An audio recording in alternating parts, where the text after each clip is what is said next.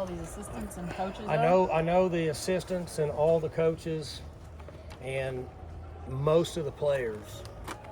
So if you lined them all up, I'm not saying I could get all 104 of them right, but I'm pretty close.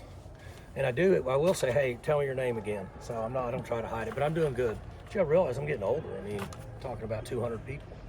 So is there when you've got that much turnover, how does it feel now that you actually see it up close and personal? And I mean, does it feel exciting? Does it feel scary? I'm not sure. Like? It's the first time I've ever been through this. Obviously, I've not had staff changes in the past that amount to worth talking about.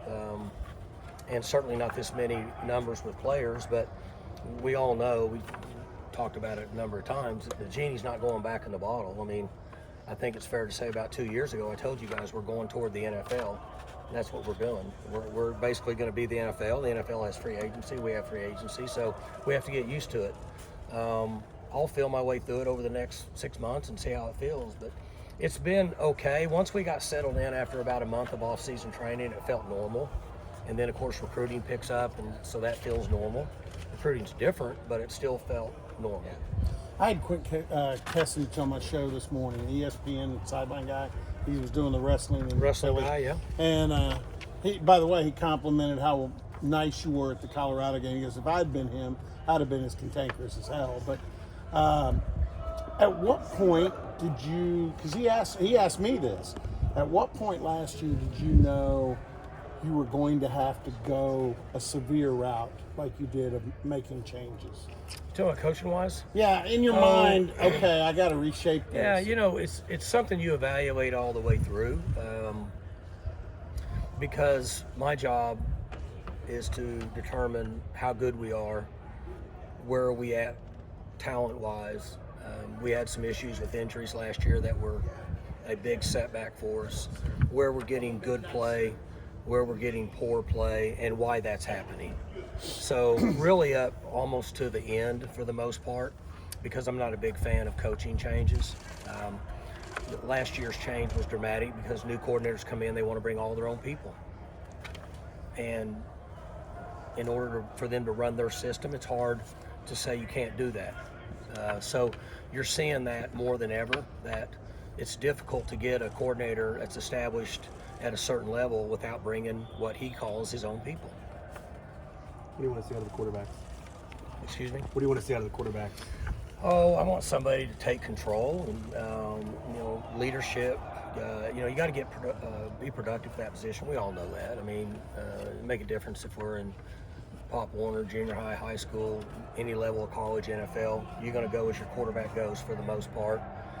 So hopefully somebody will take control and show us, the production we're looking for to get to a point where we're comfortable to start building a system based on who that player is. How important is it to have all four of these guys here to compete in an effort to find one you can win with? It's rare that, we have guys that we think are good players. I mean, Rangel's played some. Maya's played a little bit. Zane's not touched it. Really, Hoss hadn't played much either. So there won't be many schools in your Power Four that are going to have the flexibility that we do right now. In my opinion, moving forward, it's going to be difficult. But we're in a good situation right now. We just got to play through it. And one thing that's not in place is enough reps. There's just not enough reps for all the quarterbacks. So between Kevin and Doug, they've got to do a good job of managing those reps to try to get a couple guys at least ready for August. Garrett had the shoulder injury and Zane had the surgery. How was recovery? Are they 100%? They're good. They should be 100%. They've been going through our off season the last month or so full speed, which is more difficult than what they should be doing over the next 6 weeks. You hired 2 offensive line coaches. You got a lot of new offensive linemen, some young guys that have been working their way. How do you feel about that group heading into this period? We don't know a lot about the guys that are going to play just because they don't have much experience, but I have a lot of faith in the 2 guys coaching them. Really 3. You got Grant Garner. So, we got 3 former players that are coaching the offensive line, and I look at Andrew and Cooper, and I remember them as young guys, and now they're grown men with families and very established coaches. You know, Mitchell was a coordinator last year. And then, you know, we just brought Grant Garner in to help also. And, you know, Grant's been, I think his last 8 years, he's been running his own show out there in junior college in Mississippi. So we've got enough guys to coach them. We just got to find 7 guys who can get out there and play. How do you split up responsibilities between 2 offensive line coaches, 3 offensive line coaches? What I did is ask them to figure that out on their own, and if I thought it was an issue, that I would change it. And I didn't get the exact details, but they have a prior relationship, and so I don't think there'll be any issues with one guy trying to pull more weight than the other. But I'm going to watch as it goes. It should be easy. Essentially, you got 5 guys, and there's not anybody that can watch 5 guys and coach them correctly, in my opinion. Now, there's guys that can look and then they can see backside and they know it's okay, but they didn't watch hand placement, eye placement, foot placement, steps, all that stuff. So at least we're splitting it in half now.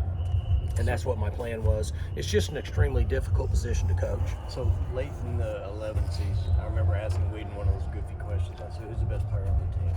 You guys were hot. You know, you had a really good team. He said, he didn't even blink. He said, Grant Garner is the best player we have. He's the smartest, best player we have. So is it, he just has a high level of football IQ? Who, Grant? Mm-hmm. Yeah, so, you know, when Garner came in, he was way undersized and wasn't strong enough, and he was one of those guys who we were like, why did we take him? And in fact, at one time, Joe Wickline had a conversation with him and said, hey, you need to take a couple weeks off and then probably just quit. Oh, yeah, and you know, it's Wickline, you know, just joking. Grant didn't like him much, by the way. Well, just joking with him, you know. And then he developed in strength, and he was highly intelligent and started making plays and ended up being one of the best players we had. Really good. This is the first day of spring, so it's a ways away, but you got, I guess, 4 weeks in, you've got the spring finale or whatever. What's your thoughts on spring games, and especially now with Dion going to court to try and take on Syracuse in an exhibition? Yeah, I mean, honestly, that's something that we've talked about. I think it's a great idea. I had kind of forgot about it until it got brought up. Somebody had texted me an article or something about that, and when you read it, it makes a lot of sense. I mean, honestly, for us, we should do a home and home with OU in the spring. They have I think ours is on, I don't know what the date is, but it's a Saturday prior to the last week, something like that. Okay, so they should come here on the 19th, and I think theirs is earlier in the year. We should go down there and play a home and home in the spring against them. Charge $25 a head. They can use it for NIL. We'll use it for NIL. You know, if they don't want to do 2 in one spring, we can do 1 here this year, do it there next year, and split the gate. Because we get tired of practicing against each other. It's not going to be a live game because, well, I don't know what Coach Venables would say, but I would be concerned with making it live just because of injury. But nobody really has live scrimmages anymore, so you make it a full thud like we're doing and practice against them just like they do in the NFL. We're moving towards the NFL. Why not do that? So I think it would be a great idea. I'd be open to doing a here on the 19th, and somebody said I asked about it. Somebody said theirs is the week before. Like on the 12th. Yeah, we'll go down there for an hour and a half and practice, and they'll come up here for practice. I'm all for it. We can split the gate for NIL. Are you at least happy that spring games are kind of being reimagined? I mean, it doesn't feel like anybody's really thinking in the traditional terms of that. Yeah, you know what's happened to the Pro Bowl, right? Yeah. And the NBA, like, do you watch that? No, because it's terrible. So all of us as coaches fear the portal. They feel potential tampering. They fear putting it on TV. They fear making a depth chart and their players getting upset and leaving. And then injury. So it makes sense to go down and, like I said, go down there and scrimmage them in a full thud and come up here. You would get a more competitive atmosphere. It'd be good for us. I would like to see our guys compete against them in the spring to see where we're at and do the best we can to stay off the ground. We know that's not going to happen 100% of the time. They could use it as a scrimmage. We could use it as a scrimmage because by rule we get it. And I would think that they do it in the NFL, right? And they try to stay up. But it's still more entertaining to go watch the Eagles against the Bears than it is just the Eagles against the Eagles. So I think it's a great idea. I made a C in political science, and I certainly don't have a law degree, but I don't know if you can file a waiver or whatever. I don't know if Coach Venables will be willing to do it. I haven't talked to him about it, but I just thought about it. I think it'd be a great idea. I don't know. What do y'all? I mean, I bet the fans would like it. Could raise some money Give for them something fire to victims do. up Yeah, here. yeah. Go pay $25. Go down and watch OU and OSU practice against each other. Go 7-on-7. Go inside. Do 35, 40 minutes of a team drill. Do individual against each other, one-on-ones. It's like stripes. Like you said, you got a 6 to 8 week program here. So I think it's a good idea. When you have so many new faces, Coach, does that change spring how you evaluate these players versus coming together as an 11 unit? It's versus really the individual? same. It's the difficult side, in my opinion, is reps. Just getting all of these guys quality reps, but we have to do it. We've got to get it done. We have a plan for it. I don't know if it's perfect, but we think that's a good plan, and that's what we're doing at this point. Do you go into spring with by this point, we'd like to trim it down from, say, 5 guys at this spot to 4 or 3, or? You'd like to, but you can't do it unless you see it. You can't make yourself see something that doesn't actually happen in what would be some sort of a live drill. So, best case scenario, you'd love to be able to say, here's our 2 deep going into it, because you're at a 105 now compared to what we've been in the past, which is 140. That's going to be different also. Now, we don't get to that till the day before the first game, but for the most part, you would like to have an idea, because I'm going to go back to what I said. There's not enough reps to go around to get guys ready to play. They're just not. So we're going to have to try to pare down as quickly as we can.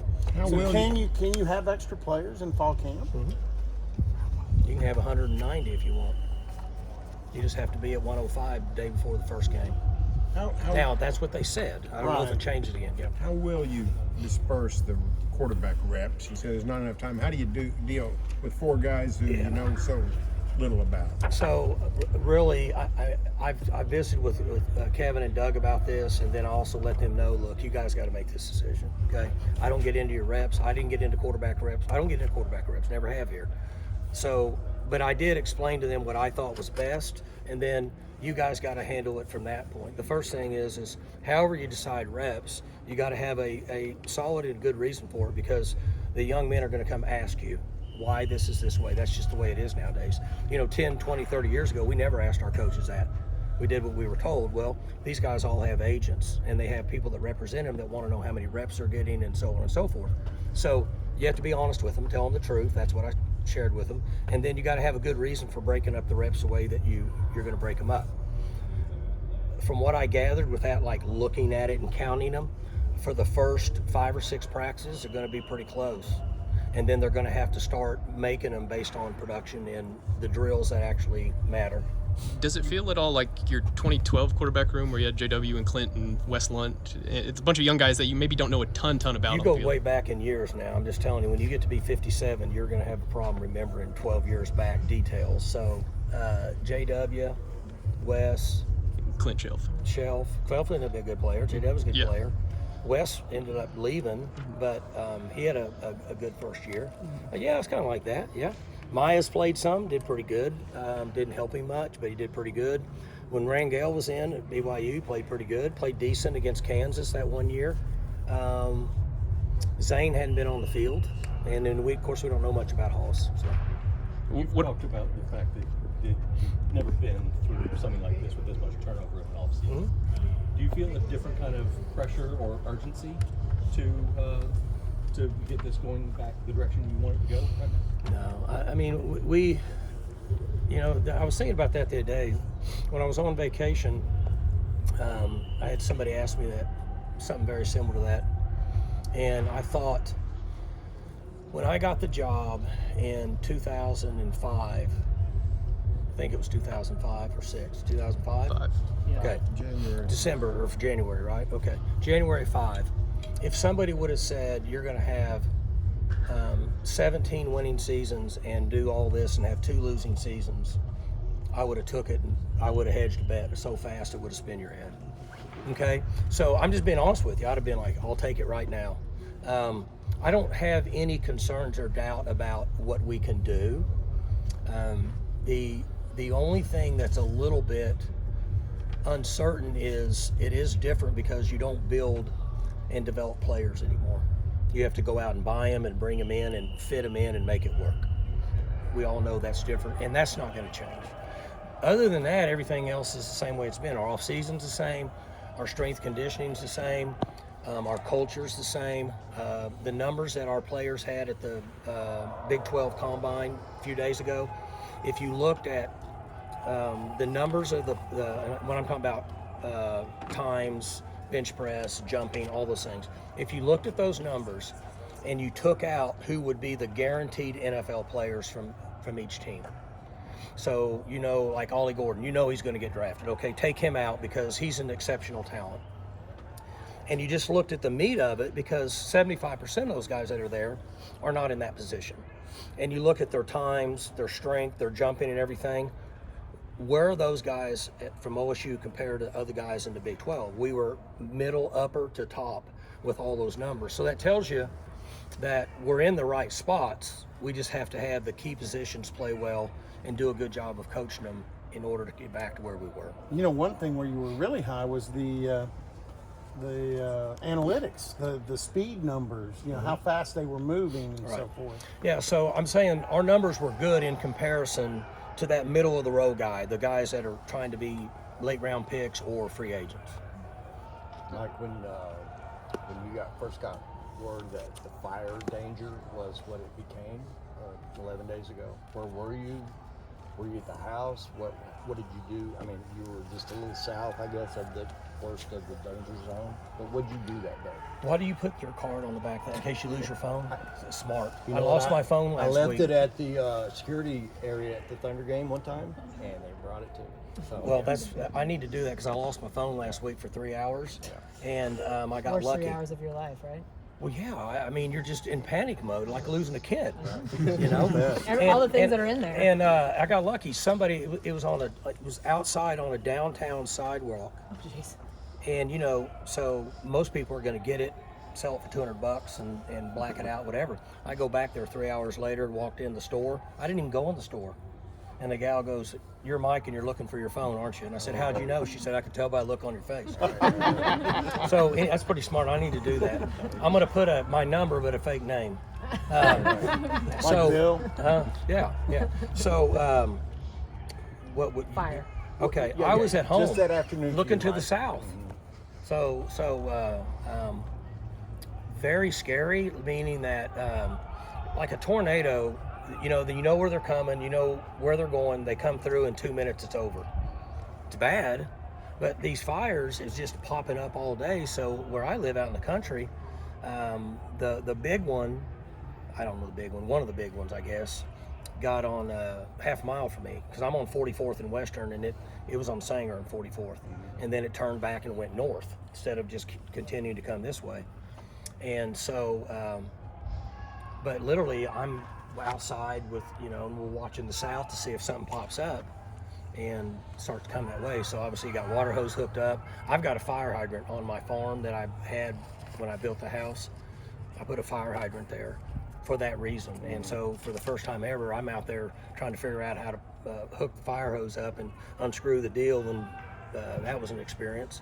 I need a dry run at that, let's put it that way. I might have not been able to get much done if it had happened. So, Mike, what was your reaction when you learned that just a mile north of you, it was what it was? Crazy, So yeah. many associates and friends got hurt. Yeah, well, my old house that I moved into in 2001, the houses right next to it got burned down. Like in Fedora's house was across the street, and then Meacham's old house and 3 more right down the block, they all got burned. So it was really eerie in the fact that somebody's house does get burned, the guy next to him, his house is burned to the ground.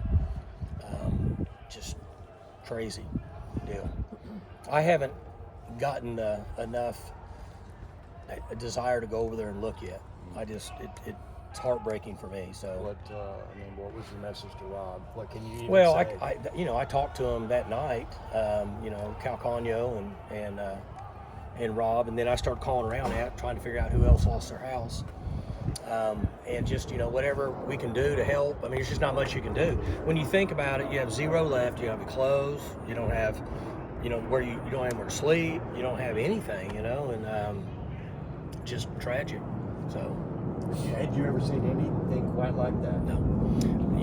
I grew up in Oklahoma, so I've been around some tornadoes, and you go look at them, and that path is just unbelievable. But with the fires, you don't know where they're coming from, and one can pop up, and then 2 or 3 minutes later, in that 60-mile-an-hour wind, it's right on your back door. So. How many acres you own?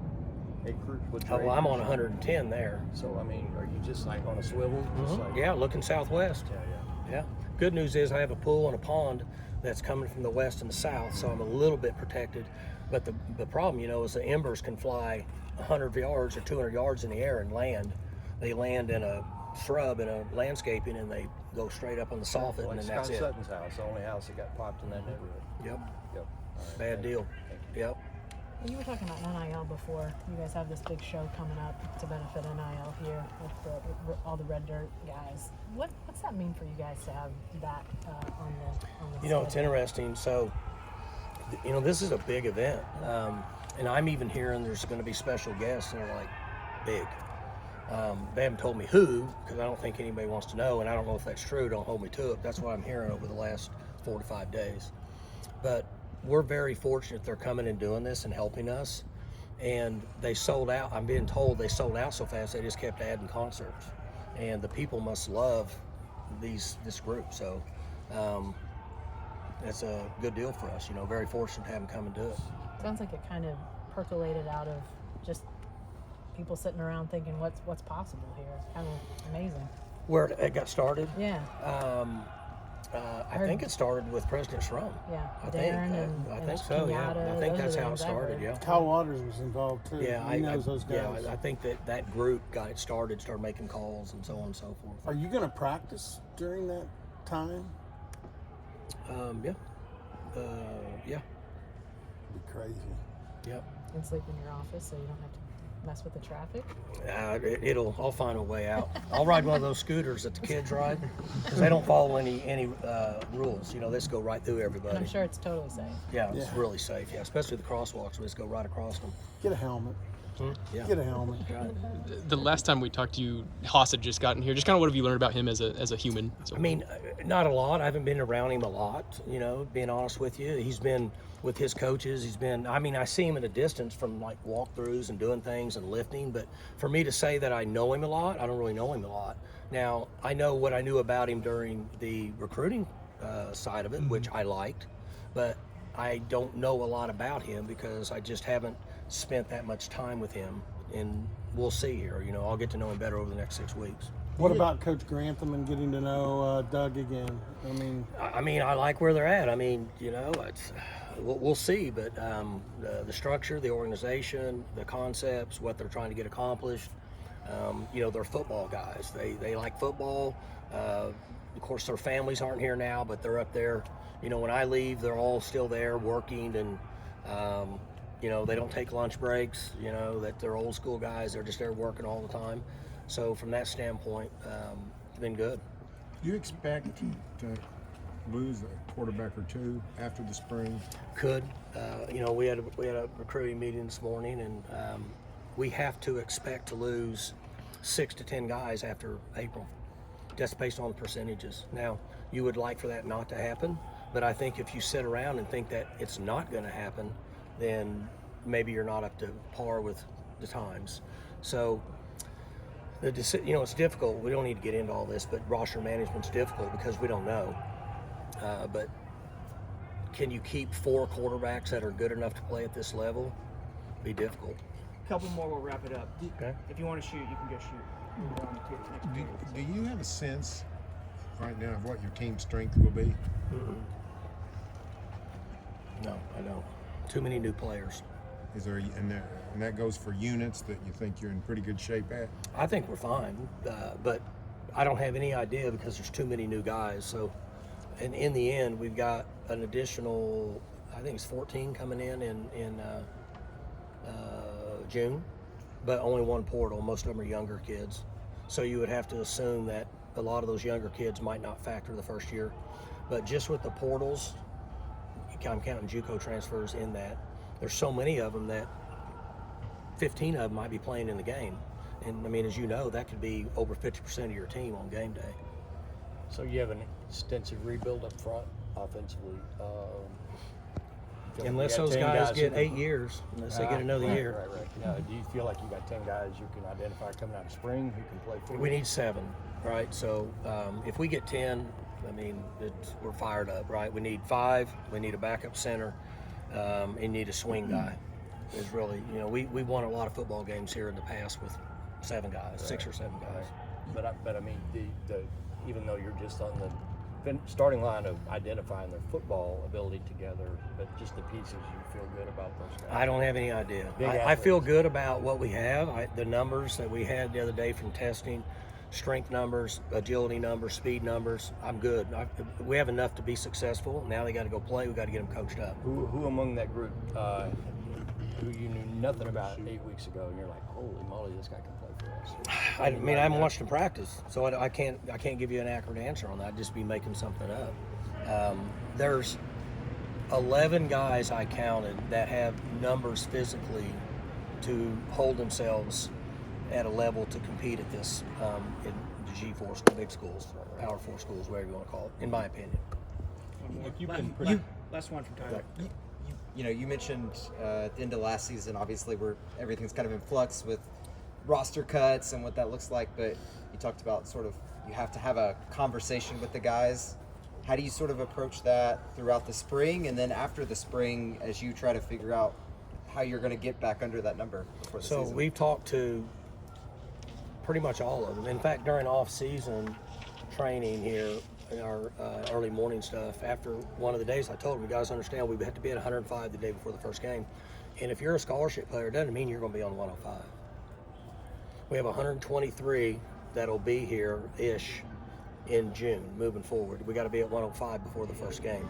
You might have some attrition, you might have a couple injuries, you might have some portal, but you're eventually going to have 12, 15 guys that you're going to have a difficult conversation with. Most of those guys that could have been on the bubble, we've had that conversation with to be up front because we don't want to hold anybody back. If somebody wants to feel like they can go somewhere else, I don't want to hold somebody's son back and tell them one thing and do another. We're not going to do that. Now, that might hurt us a little bit, but I'm not comfortable operating that way. So do you feel like by the end of spring, those guys will hopefully sort of know if they're on the bubble that is the goal Well, of leave I spring? think we need to have a discussion with them as a coach. So in spring's over, we have 2 days for exit interviews. Coaches are going to stay in for 2 days, visit with all their players, tell them where they're at, listen to what they have to say, give an idea of what they want to do, what we think they should do moving forward. And then they have a choice to do whatever they want to do, and we've also been up front with them. Then we go on the road and recruit. Thanks, guys.